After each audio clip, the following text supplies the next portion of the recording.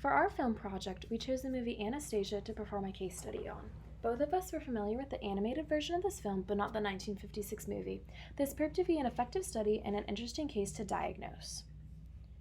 The 1956 movie Anastasia is centered around the rumor of the old Tsars of Russia in 1918. It portrays the main character as a Grand Duchess Anastasia Nikolaeva of Russia as a suicidal, sick amnesiac who believes her name is Anna.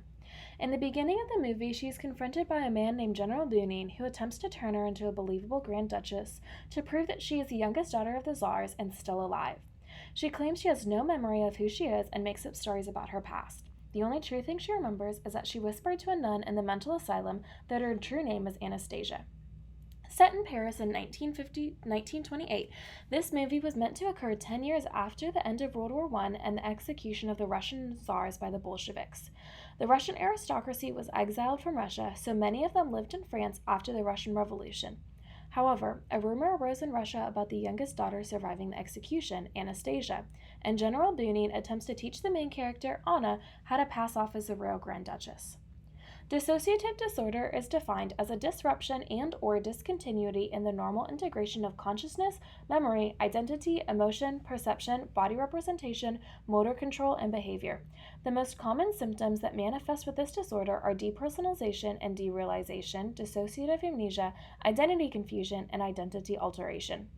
While someone does not need to show all 5 of these symptoms, many will appear in this disorder. The main 2 we will focus on for Anastasia's case study are dissociative amnesia and identity confusion.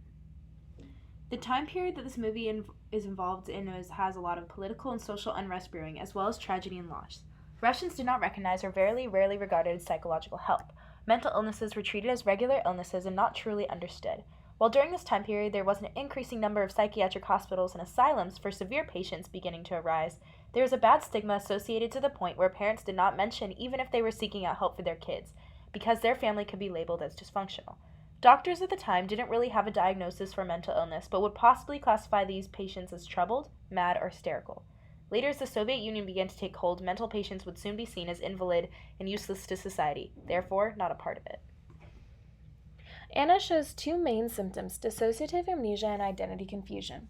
First, at the beginning of the movie, Bunin repeatedly asks her what happened in her past, but she cannot remember anything from before the accident. She vaguely remembers staying in the mental asylum, but does not even remember telling the nun that her name was Anastasia. When questioned about her curious scars, she becomes visibly upset and begins to cough when trying to remember what happened. All this evidence points to her dissociative amnesia. Second, Anna is also very conflicted about her true identity, as she has no hold on who she was before her injuries. She makes up stories about her parents and previous life, showing her inner conflict with her identity. From this uncertainty, she takes fake memories almost as if they truly happened to her, but then lashes out when pushed about them. She changes stories about her parents frequently, and although she cannot remember her scars, she tells an elaborate story filled with gory details about the made-up train accident where she was the only survivor. This points to her identity confusion as she conflicted about her true identity.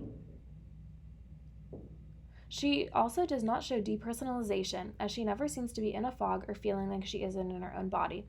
Although Anna does not know who she is, she never acts as though she has an out-of-body experience. She is in tune with her physical body, claiming that she feels sick often and that she needs to rest. Her brain works well as she is consistently learning about Anastasia's family, proving further that she doesn't feel estranged from herself as she can learn quickly.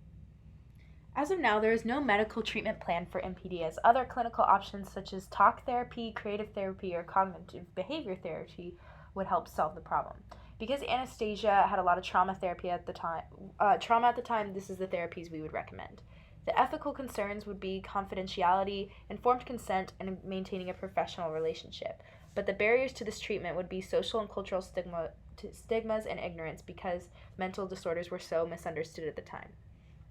Overall, the movie does a good job of showing some of the true colors of what a mental disorder looks like, as you can see the actor's painful struggle against amnesia and her agony dealing with identity confusion. It is very obvious that the main character is suffering and mental trauma, and it's easy for the audience to empathize with Anastasia. Films are very important for developing mental illness stereotypes, so it's important that they are accurate. Personally, when I think of DID or MPD, immediately the character from Split is brought into my mind, and I have a preconceived notion of what someone suffering from disease would look like.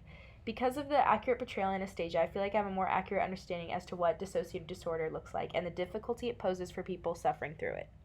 And finally, these are our citations.